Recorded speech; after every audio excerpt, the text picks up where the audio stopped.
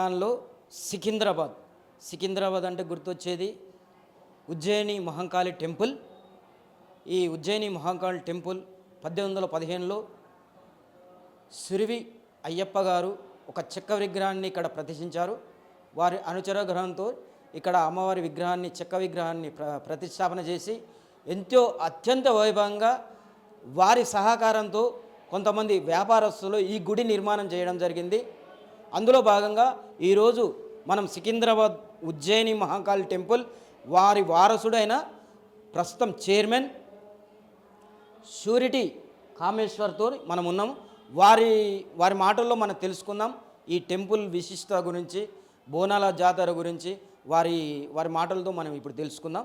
చెప్పండి సార్, ఈ టెంపుల్ విశిష్టత గురించి, ఈ బోనాల జాతర గురించి, ఈ టెంపుల్ మహత్యం గురించి మీ పూర్వీకులు స్థాపించారు కదా, ఏ విధంగా స్థాపించారో ఆ నుంచి ఇప్పటి వరకు ఈ భక్తులు కూడా ఏ విధంగా మొక్కులు చెల్లించుకుంటారు, ఆ మొక్కులు కూడా అమ్మవారు ఏ విధంగా తీరుస్తుందనే దాని మీద మీ మాటల్లో చెప్పండి. నా పేరు సురిటి కామేశ్వర్.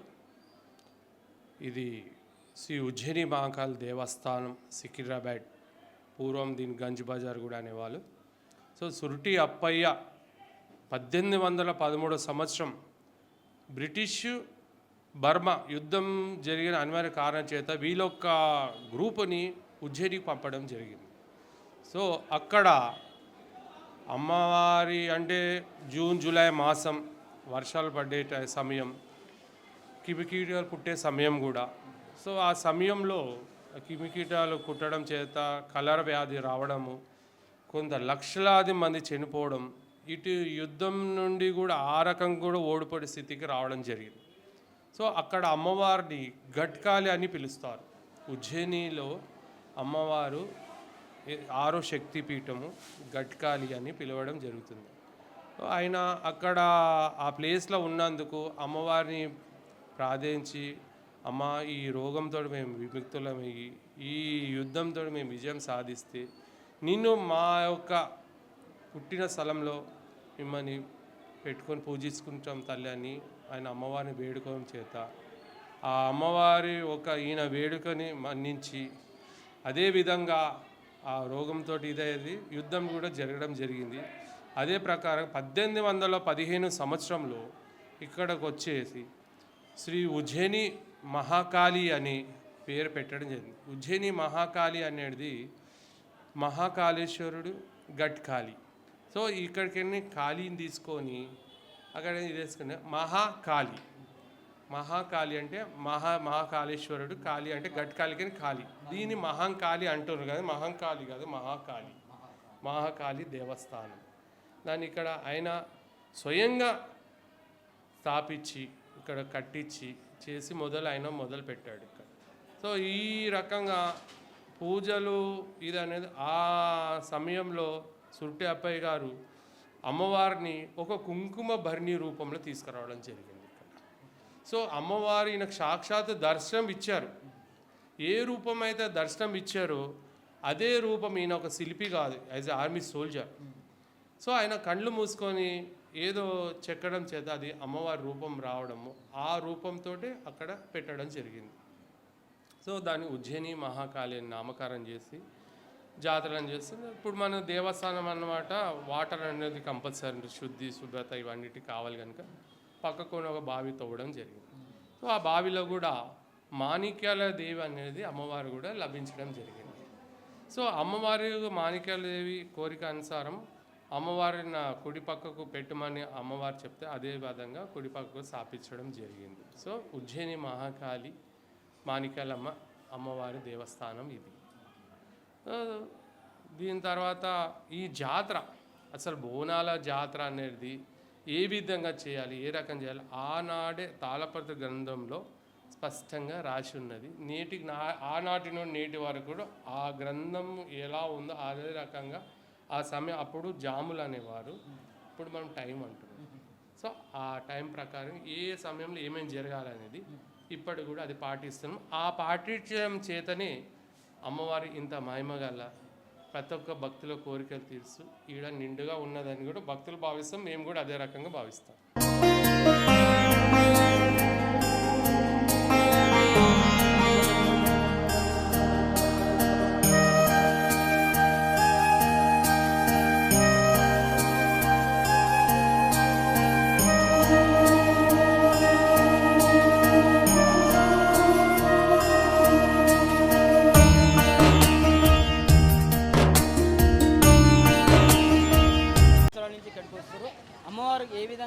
కనికరిస్తుంది.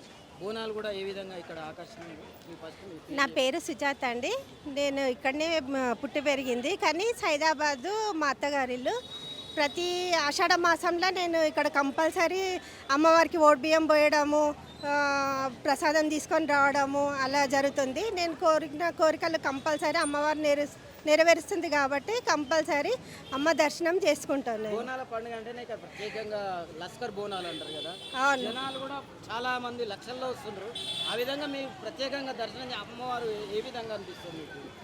అమ్మవారు కంపల్సరీ ప్రతి సంవత్సరము ఇక్కడ నేను సికింద్రాబాద్లో పుట్టి పెరిగినా కానీ మా అత్తగారి ఇల్లు సైదాబాద్ అయినా కానీ అమ్మవారిని దర్శించుకోవాలని సంవత్సరానికి ఒక్కసారైనా నేను కంపల్సరీ ఆషాఢ మాసం అయినా ఎప్పుడైనా కంపల్సరీ వస్తాను. మీకు ఎలా అనిపిస్తుంది అమ్మవారి దర్శనం? అమ్మవారి దర్శనం చేసుకుంటే నాకు చాలా మనశ్శాంతి అనిపిస్తుంది అండి. ప్రతి కోరికలు నెరవేరుస్తుంది అమ్మవారు. కంపల్సరీ నేను వస్తాను.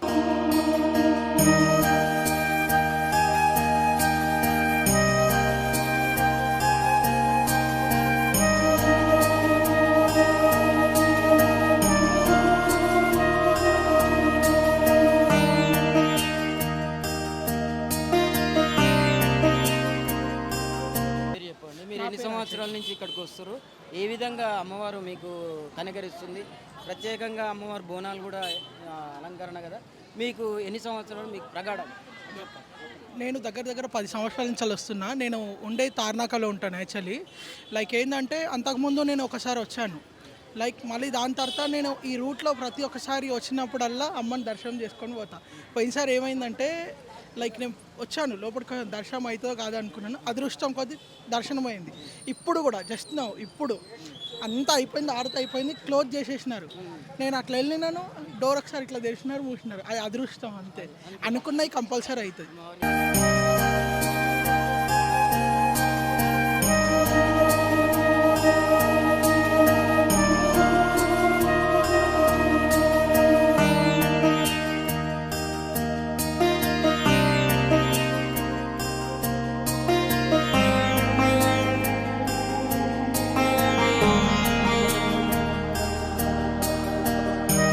చాలా మంచిగా అనిపిస్తుంది. ఎక్కడ పాజిటివ్ వైబ్స్ కానీ అంటే ఇట్లా ఇది చాలా పవర్ఫుల్. 190 years నుంచి ఉజ్జయిన్ మహాకాళి టెంపుల్ ఇక్కడ ఎస్టాబ్లిష్డ్ అయితే చాలా పవర్ఫుల్ అని నేను డే బిఫోర్ ఎస్టర్డే నుంచి అనుకుంటున్నా.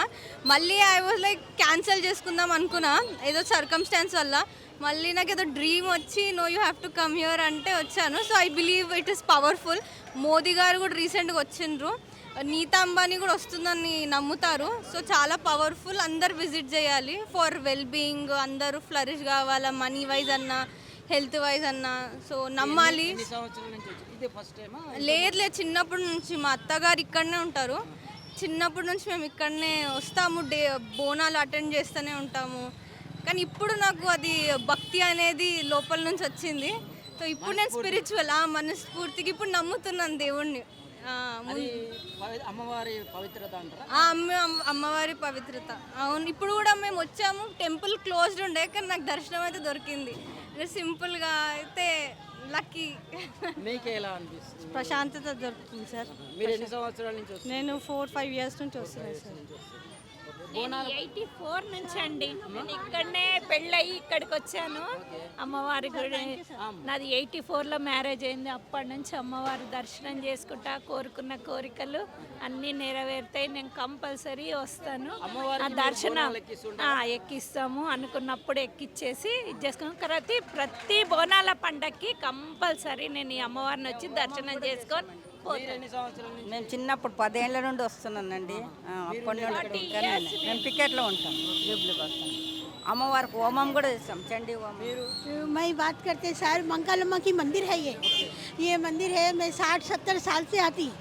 आप रंगम चढ़ाते, रंगम चढ़ाए जब आप लोग बोल रहे हैं कि बच्चे न्यूज़ वालों को बच्चे दो बोल के वो बात नहीं पूछ रहे, और तबीयत ठीक नहीं रह रहे वो एक बात नहीं पूछ रहे, अनाज खाने को हर मुश्किल हो रहा हर एक जनों को, वो बात नहीं पूछ रहे। और महंगाई बहुत बढ़ गई, महंगाई दूर करना और माता को बहुत दिल से पूजा करे तो माता अपने को खुश, हाँ बहुत माता से खुशी से करो। और परवन्नम शाह के डालो बहुत अच्छा होता है।